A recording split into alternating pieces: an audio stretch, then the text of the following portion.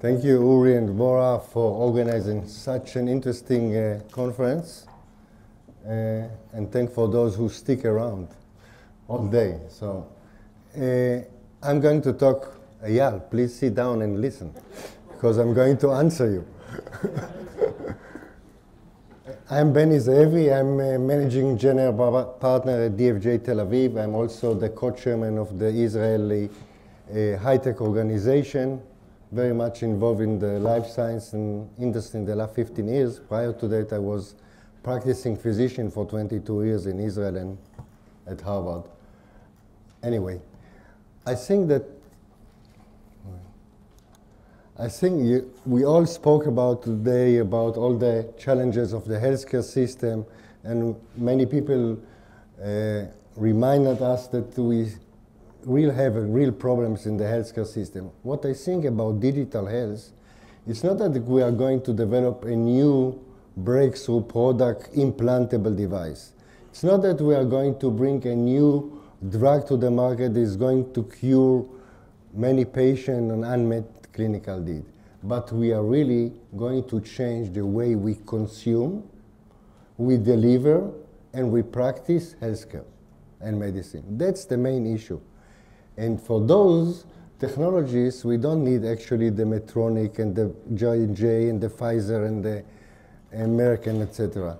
Those are completely different. Probably all, and it's not in my presentation, but probably for most of those technology, we'll have to invest less than $100 million as a for implantable device till someone will buy us and help us doing the PMA study. We'll probably need less and less, but what's important is that we have to actually analyze and understand actually how we use those technologies and who is going to pay, who is the buyer, who is the user, and who benefits from that. And that's what I'm going to concentrate in I'm not just because the opening slides people have spoke over have demonstrated them, and I'm not going to repeat. But one thing here, when you look at the healthcare cost of the US healthcare system, less than 20% is spent on medical device and drugs. Less than 20%. And the 80% is operational, administration, etc. And what's most important is actually that third of the expenses of the healthcare system are non-value added. Non-value added, waste, administrative staff, and etc. And actually, the rising cost of the healthcare system becomes a more political and a social issue. And actually, Standard & Poor's already told the G20 countries that if they are not going to do something with the healthcare cost till in the next few years, they are going to downgrade their financial rating. So it's a real problem, and we have to solve it. And it's clear that we have, in order to actually save costs and make healthcare much better, we have to move from the right to the left. We have to move from reactive to proactive health management, and we have to do it by empowering the patient, enabling the physician, and treating the patient before they get sick. And do it, and people already told it, in a very personalized, predictive way, and a lot of prevention. But what's important, doesn't matter what technology or what new drug we are going to bring to the market. One of the most important things in order to make healthcare much better is patient engagement. And that's the issue. One of the main issues in health, in reviving health. So that's about healthcare. What about mobile devices? You know, nowadays, when more than 80% of the population have mobile phone and almost all the globe is covered by wireless communication, it's becoming the biggest platform ever in the human life. The biggest platform. And it changed everything that we are doing, everything, how we work, how we engage, how we communicate, everything. And it will change. I can tell you it will change the way we deliver and consume healthcare. It's just a question of time, that's all. And it's becoming, the ecosystem of the healthcare is becoming much more complicated. You know, we used to have the provider, the insurance, the patient, maybe some people around it. But now you have new entrant to the healthcare system, the mobile operator, the consumer brand, the chip maker. They are all into the healthcare system, and the economic incentives are not aligned, completely not aligned. But what they know that the traditional healthcare system don't know, they actually know how to treat consumers. They know how to build consumer, how to change those devices to a specific consumer. Like just assume that I'm a healthcare plan and I brought to the market a new device, and then the customer comes to the office of physician, hey, and asks the secretary or the nurse, please, it doesn't work. You know, they don't know how to do it, anything. So they're actually bringing value. But when there are many reports that saying that this market is from several billion to tens of billion, and those reports are related to different technology, different services, so you cannot compare. But there's no question it's a huge market. But the question is, we have the technologies, we know the needs of the healthcare system, but what is the real business model? In order business model, we have to understand, are we providing values with this technology? Who is buying those technologies? To answer your question, who is getting paid? And how we integrated them into the healthcare system. And there's also issue of regulation and et cetera, and et cetera. So talking about value, we have to treat those digital technology from value perspective in the same currencies that we are treating the healthcare system, which means better outcome in a cost-efficient way. So it's cost, availability, and quality. And we can assess the outcomes. We can assess it by lower morbidity, increasing life years, better experience. That's from a clinical outcome. From financial outcome, we can use better use of resources, reduce cost, more activities. And for clinical value, we have to validate everything that you can read it on the right, evidence, mechanism of action, comparative effectiveness. We have to treat those technologies the same as we are treating other medical technologies, and that's very important. And when we talk about value, who are we bringing value to? There are many stakeholders in the healthcare system, and the values are not the same to each one of them. For consumer, it could be anything from convenience, personalized, better quality, lower cost, and et cetera, et cetera. For employers, it's completely different. We would like their employees to be more satisfied, productivity, work output, and et cetera. For providers, the healthcare provider, physician and hospital, reimbursement, productivity, retention of patient, cost reduction, clinical outcome, and et cetera. And for the insurance companies, it's also completely different. Productivity, cost saving, engaging of patient, and et cetera. And even for producer, the Medtronic and J&J, they want, it's not just a device. And we see it already happening nowadays that Medtronic, for example, is buying a service company that is wireless communication, Cardiocom. So they understood that it's not only a device that you give to the provider, but you have to give a full service, not just the device. So the producer, they want to increase sales, new lines of business, reduce risk, and et cetera, et cetera. So the problem is that most of the digital technology don't have evidence-based data. Most of them don't have. I just heard about telecare, but there are many.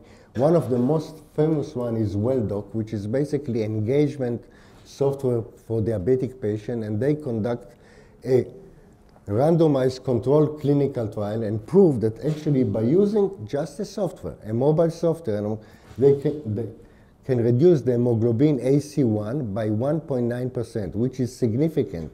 And that's the only reason, and we'll talk about later, that's the only reason that they got reimbursed by insurance company. Not just simple reimbursement.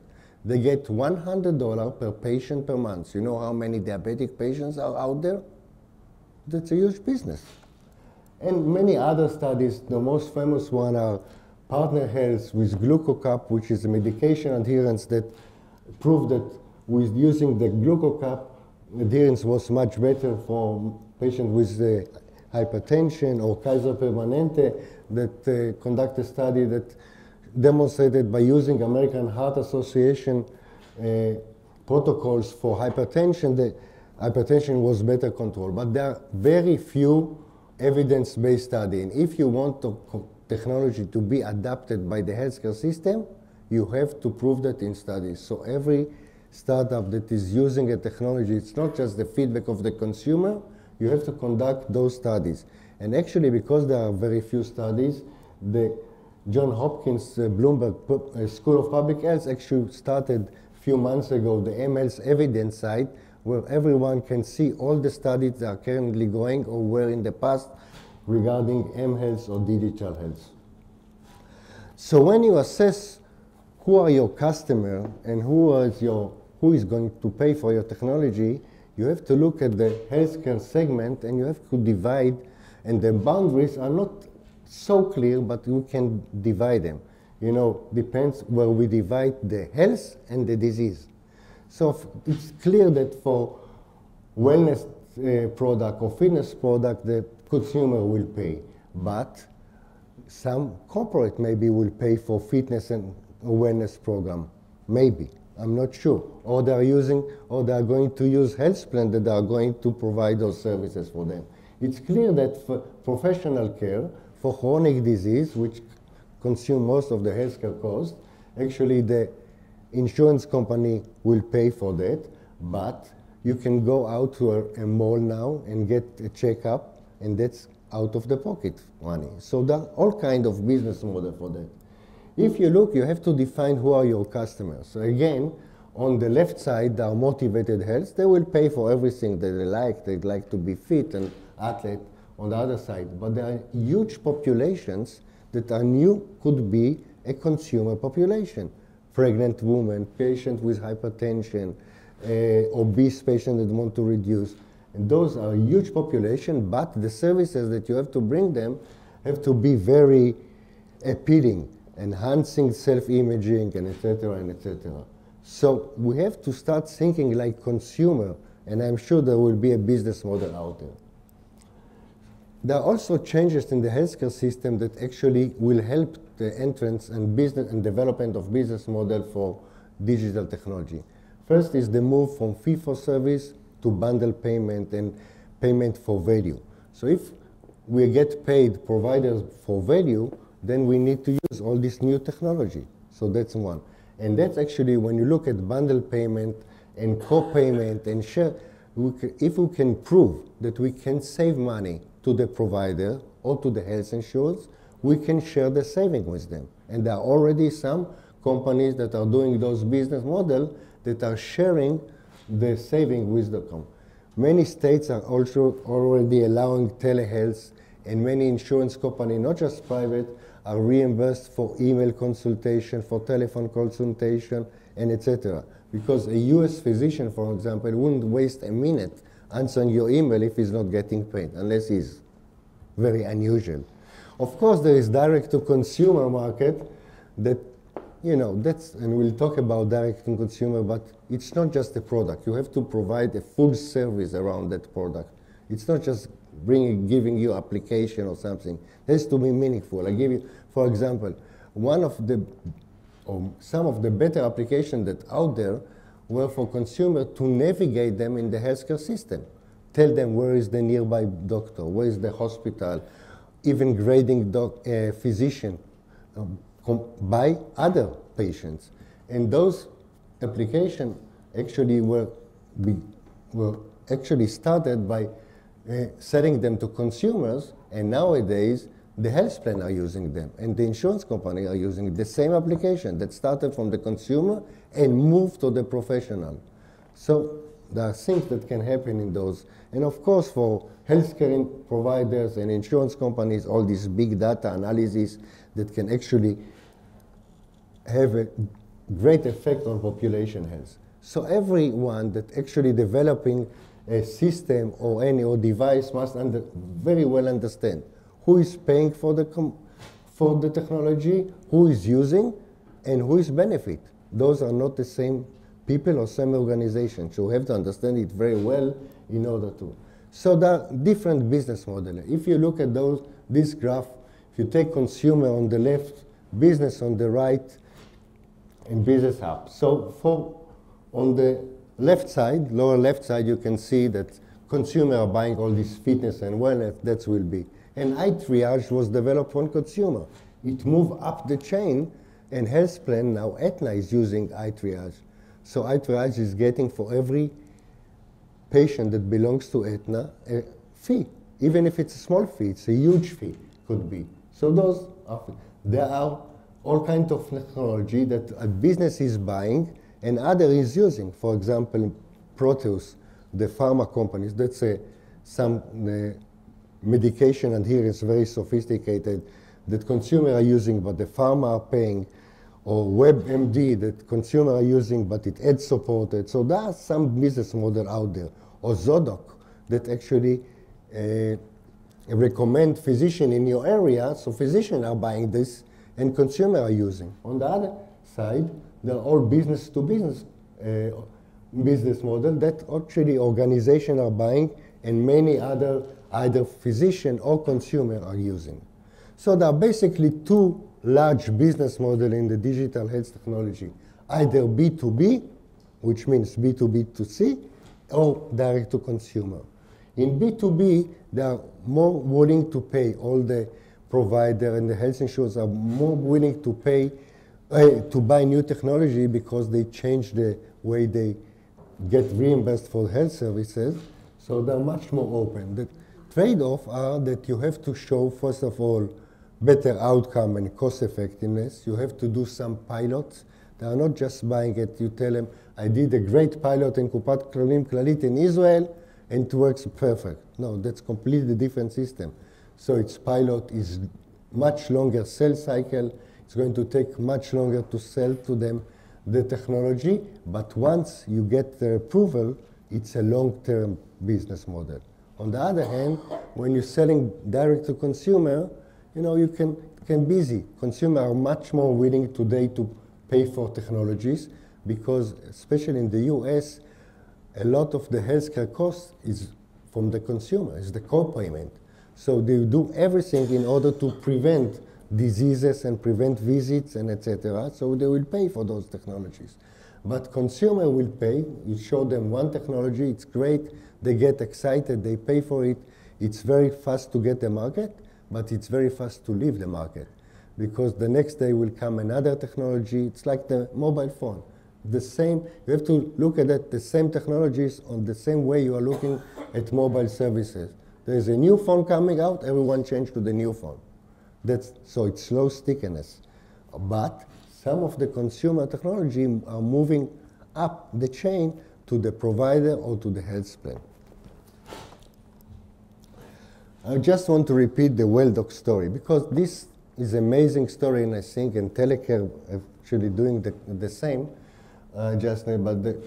It's a software for patients with diabetic, a mobile software that actually it's very outcome oriented and actually educate and engage the patient along the way, and they did all, and it's integrated into the healthcare system, which is one more component, very important component, because if you have a technology that coming into the healthcare system, it's better be integrated to the HMR and the enterprise software. So they did everything right. By the way, they were backed by private investor, no VCs, no one was there. And they raised a lot of money, but they did everything right, and they did this clinical trial that demonstrate the clinical effectiveness. That's the first thing that they got reimbursed by the insurance companies. First by private insurance companies, and later on by employer. But what over that's the first digital application that actually entered the prescription book of the US physician. You know, a US physician nowadays can prescribe the WellDoc to a patient. That's unbelievable, but that's going to happen with many technology. It's just a matter of time. So in my view, there is still market there, and not the classical Medtronic and J&J and Pharma that are going to use or buy that, but there are many others, because 80% of the cost is the health plan and the health insurance. I don't know how long it's going to take in order for this technology, but for sure, it's a must, and it will happen in the next couple of years. Thank you very much. Thank you very much.